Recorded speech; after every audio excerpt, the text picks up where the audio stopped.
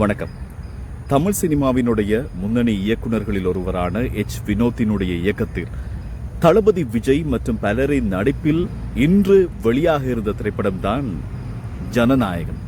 இந்த ஜனநாயகனை பொறுத்தமட்டில் தமிழ் சினிமாவிலே பெரிதும் எதிர்பார்க்கப்பட்ட ஒரு திரைப்படம். இதற்கு காரணம் 30 வருடங்களுக்கும் அதிகமாக தமிழ் சினிமா ரசிகர்கள் மாத்திரமல்ல, உலக ரசிகர்கள் பலருடைய மனதை வென்று இந்த சினிமாவிலிருந்து விடை கொடுக்க எண்ணியிருக்கக்கூடிய விஜய், அதாவது அரசியல் பிரவேசம் காரணமாக சினிமாவிலிருந்து விடை கொடுத்து அரசியலில் முற்றுமுழுதாக செயல்படுவதற்கான எண்ணத்தில், அதாவது 2026 சட்டமன்ற தேர்தல், தமிழகத்தினுடைய சட்டமன்ற தேர்தலிலே சார்பில் போட்டியிட்டு முழுமையாக இந்த அரசியலில் களமிறங்க எதிர்பார்த்திருக்கக்கூடிய விஜய்க்கு ஒரு இறுதி திரைப்படமாக தமிழ் சினிமாவில் அவர் விடை கொடுக்கின்ற ஒரு திரைப்படமாக இந்த திரைப்படம் சொல்லப்பட்டது.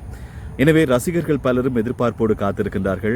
குறிப்பாக அண்மையில் மலேசியாவில் இடம்பெற்றிருந்தது இசை வெளியீட்டு விழா. அதிலும் 70,000க்கும் அதிகமான மக்கள் அங்கு வருகை தந்திருந்தார்கள்.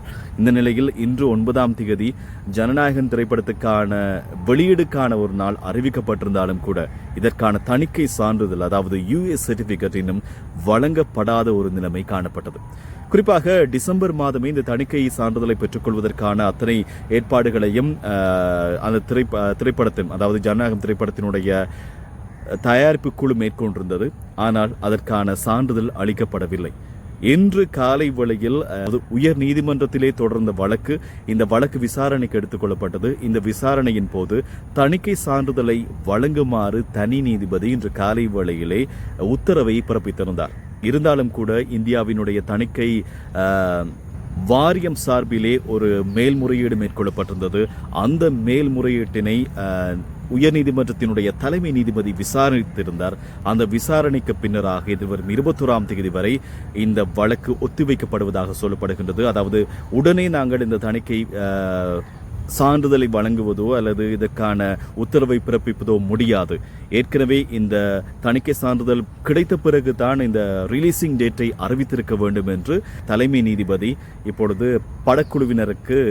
படக்குழுவினர் மீது ஒரு குற்றச்சாட்டை முன்வைத்திருக்கின்றார். எனவே 21ஆம் தேதி தான் இந்த உயர் நீதிமன்றத்தினால் தலைமை நீதிபதியினுடைய தலைமையில் விசாரணை எடுத்துக்கொள்ளப்பட இருக்கின்றது என்பது இங்கு சொல்லப்பட வேண்டிய ஒரு விடயமாக இருக்கின்றது. இதற்கிடையில் சிவகார்த்திகேயனுடைய நடிப்பில் நாளைய நாளில் வெளியாக இருக்கக்கூடிய திரைப்படம் தான் பராசக்தி. அது இப்பொழுது தணிக்கை சான்றிதழை பெற்றிருக்கின்றது. எனவே விஜய் ரசிகர்களுக்கு மாத்திரமல்ல, முழு ரசிகர்களுக்கு மீது ஒரு ஏமாற்றமாகத்தான் காணப்படுகின்றது. இன்று இந்த திரைப்படம் வெளியாகும் என்று எதிர்பார்க்கப்பட்டது.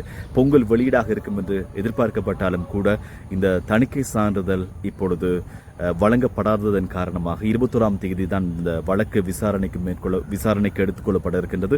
அதன் பின்னர் தான் இந்த ரிலீசிங் டேட் அறிவிக்கப்படும் என்று எதிர்பார்க்கப்படுகின்றது. இதற்கிடையில் ஏதாவது அதிசயங்கள், ஆச்சரியங்கள் நிகழ்ந்தால்தான் இந்த திரைப்படத்துக்கான வெளியீடு குறித்து பேச முடியும் என்பது இங்கு சொல்ல வேண்டிய ஒரு விடயமாக இருக்கின்றது.